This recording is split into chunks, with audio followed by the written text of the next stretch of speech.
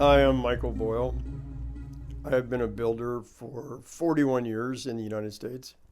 I've done residential, commercial in different parts of the country. And back in the latter part of 2010, I was asked to come to Haiti through Churches Helping Churches. And they wanted me to look at working down there, building the churches, utilizing men and women that were parishioners of the church. So I went down there and I found the people to be enthusiastic and excited about doing it. They were energetic, happy, singing. And I was even more amazed the fact that they were doing this all for nothing. I built the first tower. They built the next 9 so that they're learning as we go along. We built the trusses for the church. I built the first one. They built the rest of them. Then we did the erection of the trusses. I did the first one. They did the rest of them because I wanted to be leaving what I knew with them. 28 days later, we had an 8,000 square foot church with the roof and the structure. It was fun. It was hot, but it was fun. And the one thing I learned about them, they're very goal-oriented people. They all wanted a certificate when the job was done.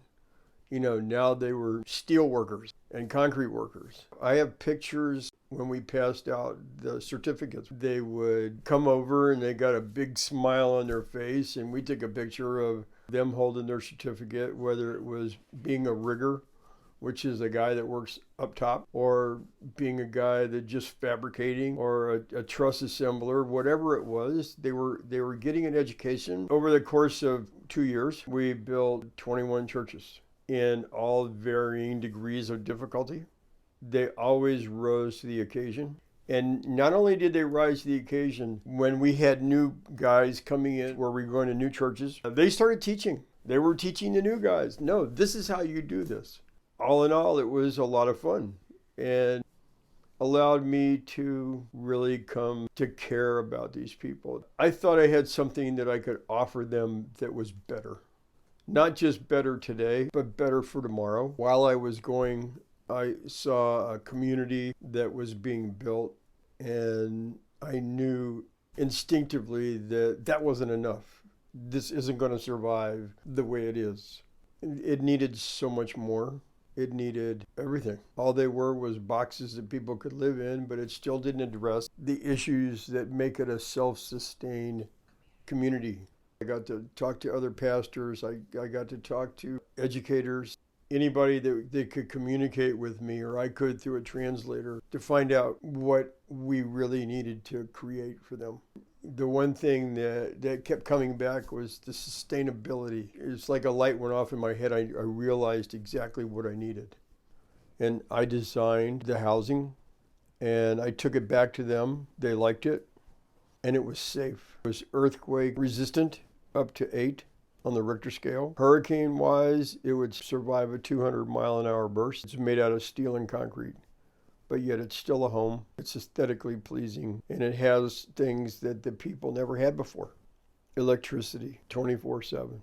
Water directly to their house. Wastewater treatment facility right into a wastewater processing center. We take the water that comes out of each one of the houses, it's recycled, it goes back to a grow used in agricultural endeavors. And even the houses themselves, in 50 years, they can recycle the entire house. I took what I learned and what the people were looking for. What I came up with was a design that is self-sufficient. Not only is it self-sufficient, it also brings income into the country. I came up with the idea by looking at the American Design Co-op. It's where a lot of farm people come together, all for their common good. And I thought, if I can get the village to be like one big co-op where everybody is working toward a common goal through development and education, this village will be good anywhere in the world. We will bring in initially fiberglass production of showers, sinks, toilets. We'll teach them how to manufacture them. We will manufacture all the framing material needed. We will manufacture all the roofing material and the siding. Everything will be manufactured in the village.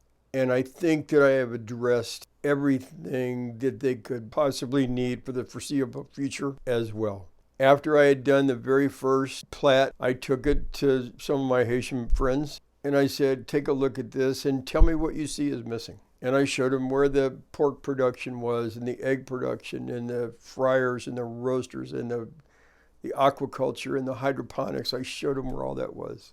And they looked at me and they started speaking in Creole. And then they started laughing at me, said that I had included everything but the most important thing that I could have included. And I said, I can't think of a thing. What is it? They said, I forgot the soccer field. They said they couldn't have a village without a soccer field. So we took out one of the basketball courts and we put a soccer field in. So now they're all happy. So I feel like I have achieved success. And I also believe that the village belongs in Haiti. It's where it needs to be. I believe in it more than anything else I have ever done in my entire life. I believe in this.